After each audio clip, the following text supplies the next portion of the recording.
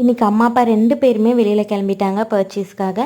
So அவங்க வீட்டுக்கு வரதுக்குள்ளே, அதாவது மார்னிங் 9:30க்குள்ளே மார்னிங் பிரேக்ஃபாஸ்ட் ப்ளஸ் வந்துட்டு மதிய லஞ்சுக்கும் நான் வந்து ரெடி பண்ணி ஆகணும்.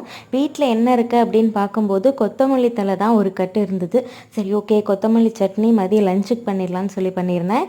எப்போவும் வரமிளகா போட்டு தான் பண்ணுவேன், பட் இந்த தடவை பச்சை மிளகாய் யூஸ் பண்ணியிருந்தேன். டேஸ்ட் வைஸ் ரொம்ப நல்லா வந்துருந்துச்சு. மார்னிங் பிரேக்ஃபாஸ்ட்டுக்கு சிம்பிளாக கோதுமை ரவை வந்து பண்ணியாச்சு, ஏன்னா மாவு காலி. சின்ன வயசில் இந்த மாதிரி கொத்தமல்லி சட்னி அப்படி இல்லைனா புதினா சட்னிலாம் அம்மா வந்து ஆட்டாங்கல்ல தான் ஆட்டுவாங்க. அப்போ எனக்கும் ரொம்ப பிடிக்கும். நாங்கள் என்ன பண்ணுவோம், தட்டில் வந்துட்டு சாப்பாடு போட்டுட்டு அவங்க பக்கத்துலேயே போய் நின்றுப்போம். அவங்க ஆட்டாவே எங்களுக்கு வந்து எடுத்து வச்சுருவாங்க. அவ்வளோ சூப்பராக இருக்கும். அதுவும் அதை விட நல்லா சட்னியெல்லாம் அரைச்சி முடிச்சுட்டு அதுக்கப்புறமா கொஞ்சம் சூடாக சாப்பாடை அதே ஆட்டாங்கல்ல போட்டு பரட்டி கொடுப்பாங்க. அது வந்து அதை விட டேஸ்ட்டாக இருக்கும்.